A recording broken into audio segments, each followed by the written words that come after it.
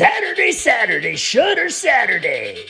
Hey, welcome back and thanks for tuning in for another episode of Shutter Saturday. And on this episode of Shutter Saturday, we're going to be talking about another Shutter original, and this one is called Teddy. In this film, we follow Teddy, who's in his early 20s, has a job, does not really like his job at all. He's just kind of going through the motions just to keep the job and have money. However, the one thing that he does have going for him is a girlfriend that he just truly adores. However, her family does not like him very much. They kind of think of him as kind of like trash and doesn't really have any aspirations or anything like that.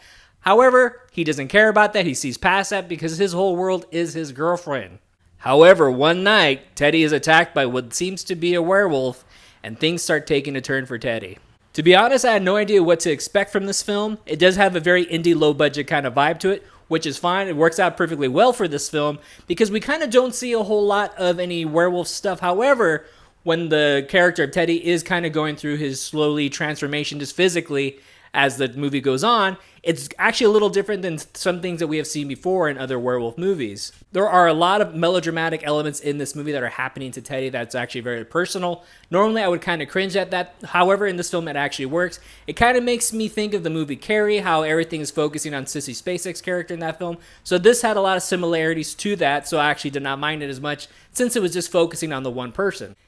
And what I do like about this movie, since it is a very low-budget indie film, we don't see a lot of things, and that is actually very good because there's a lot of other werewolf movies that have probably a bigger budget and more of a special effects budget. They actually show way too much, and you can see how everything looks very fake, and it doesn't look very well done. My whole thing is, if it doesn't look good, don't show it. Keep it in the dark. Keep it in the shadows, and that's actually what this movie does, and it does it very well. And speaking of the movie Carrie, this film does something very similar at the end of the movie, and it is actually very well worth it, and the payoff is very good. And just like any real werewolf movie, the story of the Wolfman is always very, very tragic at the end. So I would definitely check this movie out, give it a chance. It's worth the watch. It's not very long at all. It's got a decent story. It's got pretty good acting. And I would, like I said, check it out. It's available right now on the Shudder channel. It's one of the original films on there.